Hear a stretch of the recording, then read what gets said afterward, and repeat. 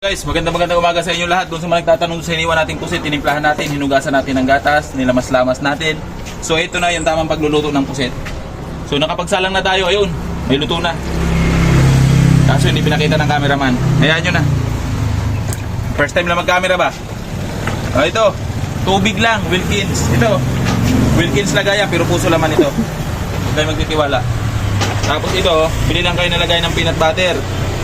Ayan, lagyan nyo ng tubig, walang timpla. Purong harina lang, yung kilo-kilo sa palengke. 33 ang kilo, white pigeon gagamitin nyo para malambot. Yun o. Bagong cameraman natin guys, kaya hindi mo na sumusunod ha. Susunod na tayo kung anong sumusunod na cameraman. Low budget muna tayo ngayon. Patay mo. So ito guys, huwag nyo titigilang haluin hanggat nyo nakukuha yung tamang lapot. Kailangan, sakto yung lapot nyan. Kalahating tubig, 1 kilong kalahating harina ang nilalagay natin dyan. Putol-putol pa, malabnaw pa yan. Ibig sabihin, makalat pa yung pagkakaluto niyan at manipis pa yung harina. Kailangan medyo malapot, saktong lapot lang. So ngayon, makikita nyo yung pinagsasalangan natin. Ayan, huwag nyo nang isipin kung ilang odo yan. Ayan, problema na namin yan. Pinaglutuan natin yan ng chicken skin. Pero goods naman yan gamitin. Kita ko. So ito yung calamares na tinimplahan natin, hinugasan natin, hiniwa natin ha. Marinated na natin yan, nilalagay dito. Walang timpla yung harina, ang may timpla lang yung pusit natin. Tapos to yung harina ulit. Yan.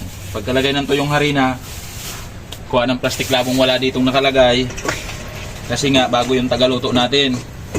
So pwede naman natin gamitan ng tong.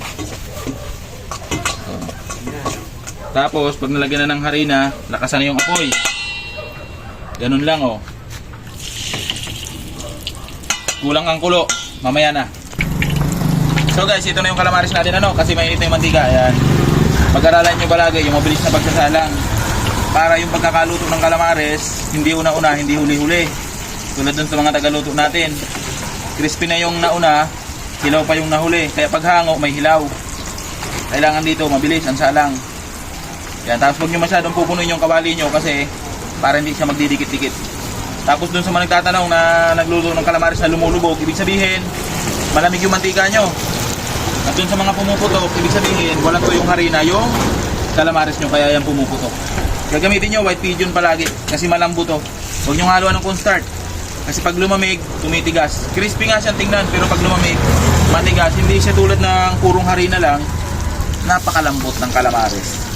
O, bilangin nyo ha, ilang seconds nang nakasalang yan. Huwag nyo lang gagalawin. Nakikita nyo, walang mga dumi sa gilid. Kasi yung timpla ng harina natin, sakto lang. Ayan o, sakto yung lapot. Hindi siya matulo-tulo, tulad na nagbibideo. 5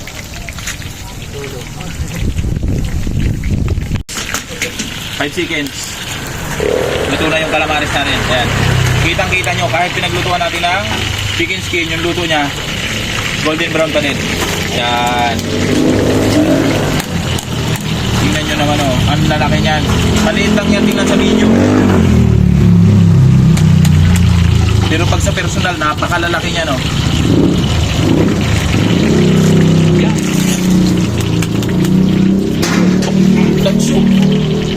So ganito guys yung tamang timpla ng harina natin ano. Yan, makikinig lang kayo para makuha nyo yung magandang luto ng calamares nyo, hindi kayo malugi. Tapos alam nyo ba na mas magandang paglutuan yung use oil na may chicken skin or may bago mix kisa bago-bago talaga kasi hindi maganda yung kulay niya, maputla. Ayan. Oh. Dapat mabilis lang. Napapansin nyo guys, bukas yung tatlong apoy natin. Ayan oh. Kaya maganda yung kulo. Kasi pag hininaan mo yan, kakainin ng lamig yung init ng mantika. Hihigop ng mantika yung calamares natin. Kita nyo ba may mga tulo-tulo yan, di ba? Wala oh. Kita nyo yung kawali oh. Pero pag malambnaw yung timpla mo nyan, magtututulo yan. Tapos yung mga luto na yan, tingnan nyo yan oh. Kapit na kapit.